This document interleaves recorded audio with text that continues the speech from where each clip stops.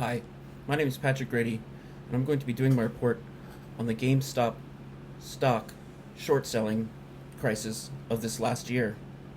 See, at this time last year, the, the game company, the retail game company GameStop, which is DFW based, was selling their stock at about $4 per share, and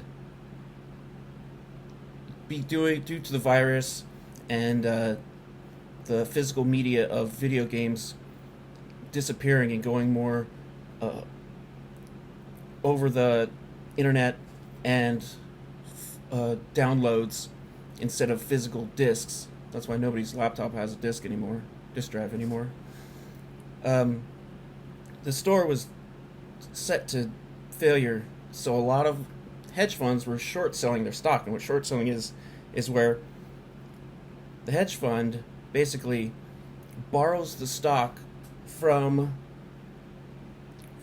a broker and promises to pay it back, and then sells it immediately for whatever it's worth, and then is betting that the price goes down, buys it back, and then buys it back at the lower price, gives it back to the stockbroker, and keeps whatever the difference is. So they make money if the stock goes down. They lose money if the stock goes up. They're short selling it. So GameStop was prime example, the biggest one. Everybody knew it was doomed. The stock was just nose diving constantly. Well, a bunch of people on the internet forum of Reddit, r slash Reddit Reddit brokers or something like that. I'll figure it out. They decided that they were all going to get together and boost GameStop's price and screw over all these hedge funds. And they did. The stock went from $4 last summer all the way up to over $500. And these hedge funds that had bought these stocks for $4, thinking they'd buy the millions, thinking that they would go down 10 cents a stock, and then they would sell them back, or they'd buy them back and make 10 cents a stock, but in millions, they'd make millions. Well, now they were losing billions. There were a couple hedge funds, Melvin and Citron, Melvin Capital and Citron Research, that have lost over $12.5 billion. And so they're having to get other influxes of money from other people.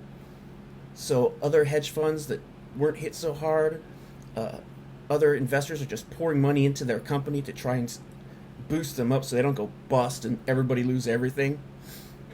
And meanwhile, GameStop's kind of sitting back, even though they just announced that they are now looking for a new CEO, because the last one has, even with this next breath of life into the largest retailer of video games, physical retailer of video games in America, they have lost.